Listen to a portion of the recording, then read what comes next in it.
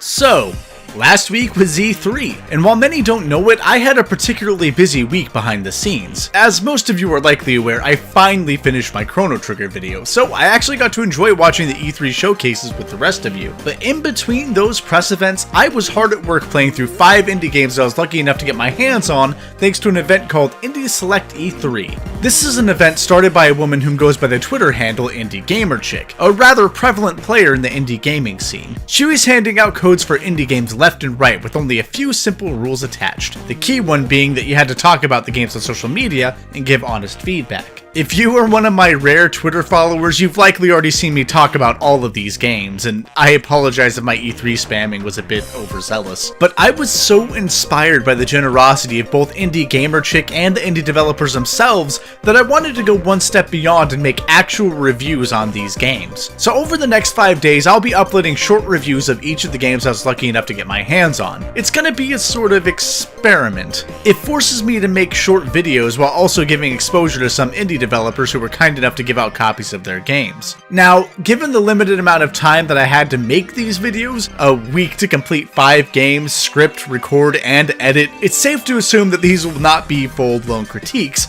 but more like consumer reviews. You know, the type of thing you'd see on IGN or something you'd see linked to on Metacritic. I'd like to remind you all, for the sake of full disclosure, that I did receive all of these games for free, as did many others. There'll be another similar but larger giveaway happening from July 9th to July 13th, known as the IGC Party, or IndieGamerChick Party. There will be even more indie games being given away, for almost every gaming platform you can think of. You don't have to be a reviewer either, you just have to follow the simple rules. Please check it out. I love the cause, and you get some free games out of it. Just to whet your appetite, I know that one confirmed title is the popular Metroid homage, Axiom Verge. Anyway, I've rambled on long enough. Let's get to the first review.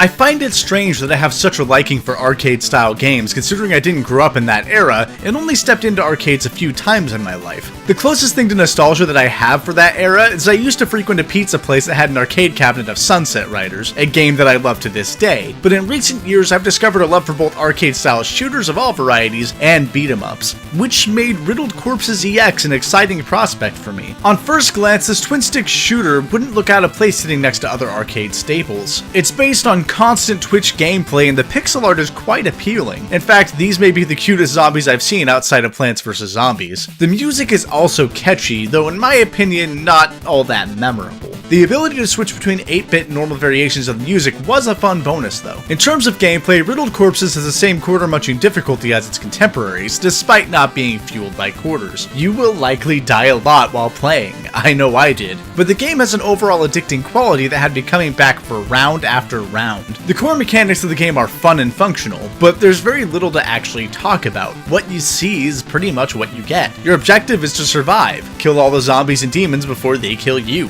There's not much nuance to it, and there doesn't need to be. It's a game built on cheap thrills, as many arcade games were. And like most arcade-style games, the real fun comes from the co-op. It was when I partnered up with a friend that I truly felt like I had a chance of seeing the game all the way through to the ending. With 2 players, the first level felt a bit too easy, but the other stages felt rather balanced in terms of difficulty. At least until stage 5. Towards the end of the game, enemies spawn in faster than they can be killed because a lot of them are bullet sponges, which means you have to hope that killed enemies will drop enough one-time use power-ups to get you to the end of each wave, which, in a way, makes your success at the last level a bit of a crapshoot. The game does have one seemingly small issue though that ended up bloating into a complete joy killer for me. The decision to give this game a level up system is its biggest downfall. It turns what seems to be designed as a frenetic coin-munching arcade-style game into a bland, repetitive grind. I put more time into this game than any of the other 4 that I received from this event, about 6 to 7 hours total, and I still didn't come close to unlocking everything the game had to offer, and the game really doesn't have that much to offer. You see, the game's story mode feels like it's balanced around maxed out characters, and characters max out at level 20. To level these characters up, you have to stockpile gold and chip away at them one level at a time. So unlocking a new character, which isn't that expensive on its own, is just the start. Those characters are all basically useless in the story mode until you max them out, which can cost upwards of 20,000 gold per character, and that's not chump change. If this system were used simply as a means of unlocking characters, it wouldn't be so bad. In fact, it could have been a good way of rewarding dedicated players because you get gold even when you fail. But the way the system is currently implemented makes the main roadblock to completing this game about how much time you're willing to dedicate to grinding instead of on players' skill. Grinding can be made easier through the survival mode, which is a single room onslaught that's just like the name implies, about surviving as long as possible, but it's still a grind nonetheless. To be fair, the game does have an arcade mode which levels you up at a quick pace through enemy dropped power-ups, and this feels like the mode the game was actually designed to be played on. But even this mode is not safe from the grind. Certain power-ups that make the game far more approachable are locked behind their own virtual paywall of 9,999 gold, and they can only be unlocked, you guessed it, through the story or survival mode.